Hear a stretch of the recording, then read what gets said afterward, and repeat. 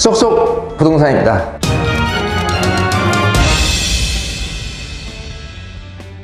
오늘도 이제 모아타운 특집으로 진행을 할 텐데요. 이 소규모 주택 정비에 관한 특례법 내에 4가지 사업 방식이 있다고 했어요.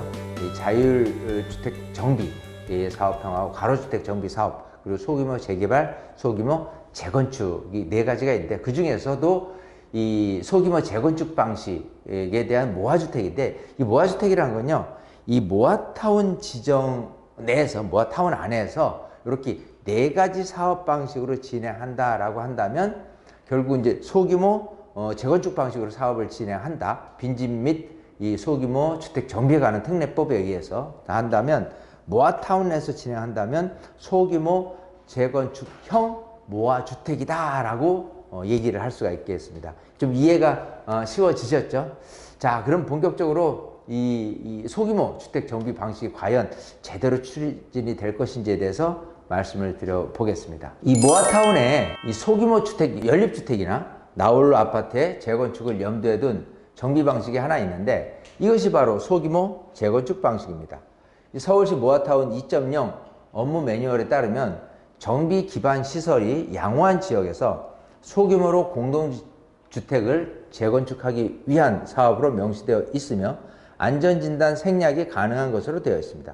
이 소규모 재건축을 할 수 있는 면적은요, 1만 제곱미터 미만이고, 노후된 연립주택이나 아파트의 세대수는 200세대 미만이어야 합니다. 말 그대로 다세대나 다가구가 밀집한 저층 주거지역에서 흔히 볼 수 있는 5층짜리 오래된 연립 아파트, 혹은 5층 이상이 되는 한 동 혹은 2 내지 3동짜리 나홀로 아파트로 재건축을 하는 것입니다.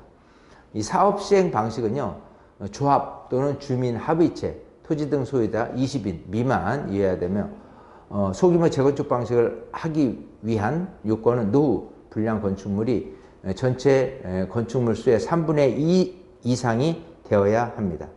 가장 중요한 조합을 설립하기 위한 동일 요건은요, 이 전체 구분 소유자의 4분의 3 이상 및 토지 면적 4분의 3 이상입니다. 주민 합의체의 경우 토지 등 소유자 100%인데, 사업 기간은 평균 2에서 4년 추진을 목표로 합니다.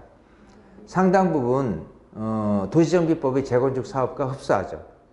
규모만 일반 재건축 사업과 비교해서 작을 뿐이지 말 그대로 재건축 사업입니다. 서울에서 소규모 재건축 방식으로 추진하는 이 구역은 약 19곳으로 주로 연립이나 나홀로 아파트가 대부분입니다. 현재까지 사업 추진 단계를 살펴보면 조합 설립 인가를 득한 구역이 16곳, 사업 시행 인가를 득한 곳이 3곳입니다. 이 모아주택 사업의 최대 관건이 조합 설립 인가를 위한 동의를 확보인데, 소규모 재건축 방식으로 구역이 지정된 곳은 동의를 받는 데 있어서 큰 무리가 없이 사업이 잘 진행되는 것으로 보입니다. 자, 그리고 연립주택은요, 대부분이 5층 이하의 저층이고, 나홀로 아파트들은 주로 기존 용적률이 150% 이하들이 많습니다. 기본적으로 처음 지어진 기존 용적률이 낮기 때문에 사업성은 어느 정도 확보되었다고 볼 수가 있습니다.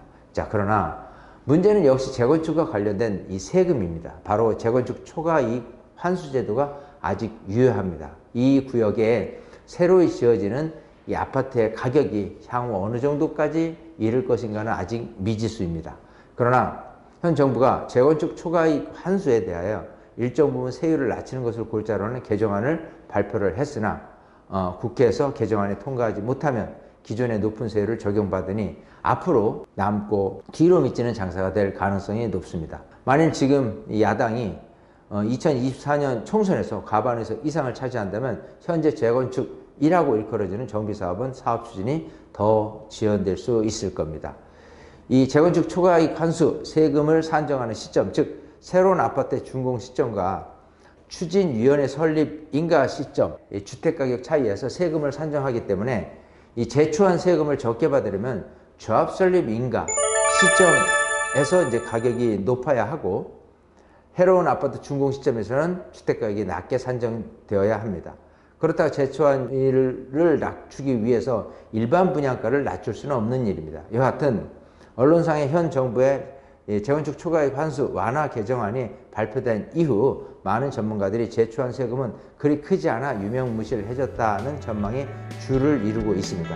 실제로 2024년 총선의 결과가 어떻게 나오느냐에 따라서 재건축과 관련된 정비사업의 추진 동력이 제대로 힘을 받을 수 있을는지가 여부가 결정될 것이다 라고 예상이 됩니다. 재건축 방식에 대해서 자세히 설명을 드려봤습니다. 이상 쏙쏙 부동산이었습니다.